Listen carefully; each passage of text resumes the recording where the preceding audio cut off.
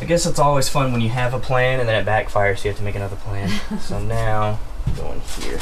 In today's video, we show how our technicians prepare a residential HVAC system in order for us to be able to clean and then seal the ductwork using Aeroseal. If you would like to test your ductwork to see how much air you are leaking, this is still the same process we would go through. We show you what we call the pre-seal test in today's video. That shows how much air leakage this home had before cleaning and sealing the ductwork. I hope you enjoy the video and learn all about how to get a home ready for duct cleaning and sealing. Yeah, so I'm trying to figure out where I'm gonna hook up my equipment, and since it's such a tight area, I have to get really crafty with how I'm gonna do it.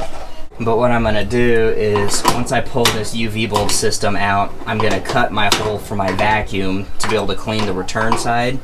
My hole's gonna go right here, and then after we get done cleaning and I put my patch on, I'm gonna recut the holes for the bulbs in my patch.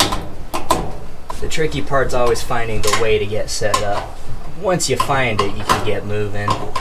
So you're gonna have to kind of reinstall this indoor air quality stuff? Pretty much, at least for this UV bulb, because it's the only spot I have unless I cut a hole in the ceiling directly above me to expose the ductwork. I would cut a hole in the ductwork for the ceiling portion as well. There will be a hole up top right where this bypass connects to the ductwork. It's going to be an exposed hole because I'm going to have to pull that bypass down because that's the only spot I can also hook up my vacuum through. So I could seal it through that, but it's going to be using a lot of angles to run my lay flat that I would need for the seal. So instead what I can do is, because they have a vent that's easily accessible in the garage, I can hook up through that one instead. I just don't want to clean through the one in the garage because I want to pull everything down here, so when I pull my sheet metal out, it'll all come out with the sheet metal if the vacuum didn't catch. Ever so carefully. With this flue pipe here being single wall, I can come right up here, take the tape off, pull this pipe out, and then my vacuum collar can go right up in here, and then I can just reach down and tape off any patch I need to for the sheet metal. And then there's 2 screws here, and oh no, they screwed it on the back. That's gonna fight me a little bit. The hard part now is gonna be lifting that up to get access to the sheet metal. But I have just enough room, so I'm gonna cut right up here, and it's gonna be just like an oval shaped hole. That's where I'm gonna hook up my vacuum. Then when we're done, I'm gonna put a patch on it and then just recut these holes out. That way I can just reinstall the UV bulb. My best friend. What is that thing? It's an angle bit. Saves your life like crazy. Oh, cool. It gets me in so many places that I could never get to. Thank you. My hat caught it. Now it won't break. So there are no screws on the back. I hate to say it, I might have to move the B vent. Keep all my screws with me. I keep every single screw right up on top of the furnace if there's no louvers on it, because then that way I can keep count of how many screws. If I have a leftover screw, I know there's one that's missing somewhere that it needs to be. And then when it comes to any of the things I take down, I always try to keep them put in the exact same place I put everything else. That's why with the UV bulb sitting on the shelf over there, I put the bypass right next to it. That way I can't miss it. B-vent twists and locks into place, and it does not like to twist out of place very easily. I guess it's always fun when you have a plan and then it backfires, so you have to make another plan. So now, going here. These tight ones in the closet are always fun. Oh man, I know. That's gonna be my access point. So what I'm gonna have to do, I have access to slide some sheet metal in through here. I'm gonna have to cut the sheet metal in pieces and strips so I can slide it in so it fits.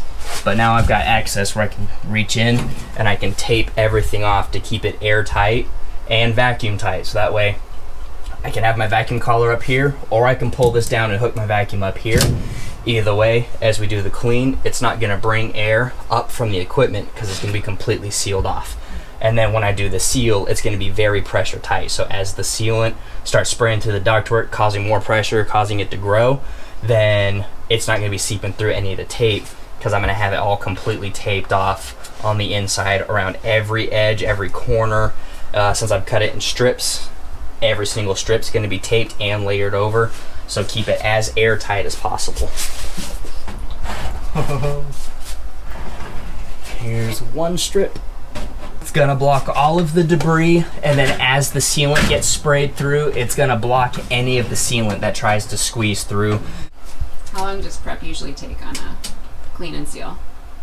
I would say on average, an hour to an hour and a half. That's usually if I have the really easy hookup, where if it's a wide open basement, I can get all the way around the system.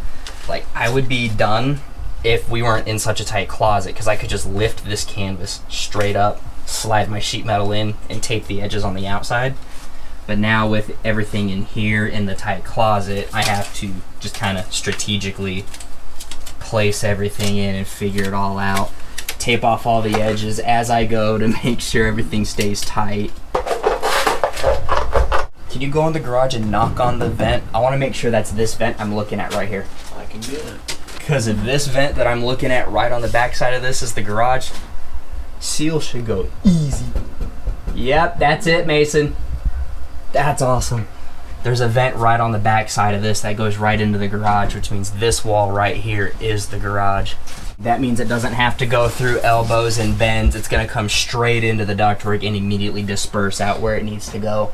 Nice. And the ductwork runs this way throughout the entire house, and there's takeoffs like these that go to every room and every vent.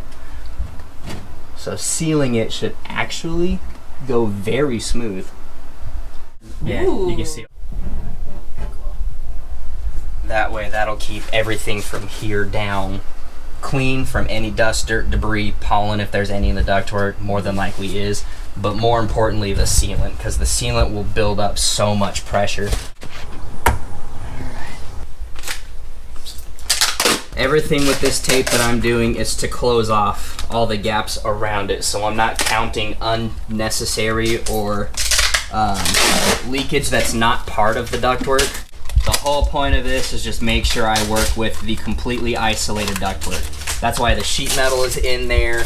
It's to make sure everything stays completely separate from the equipment, and I'm working with strictly the ductwork. Alright, so what's this? This plastic is my lay flat. This is what connects the Aeroseal machine to the ductwork itself, or in today's case, that vent attached to the ductwork. But we are going to hook everything up here and run an extension cord to be able to get power to my machine so I can start trying to inflate this. This guy is going to go into the ductwork because we want to test the pressure that we're getting. I'm going to put into my computer what size the system is, and it knows how much airflow it needs. But in order to read the airflow, it needs this sensor tube.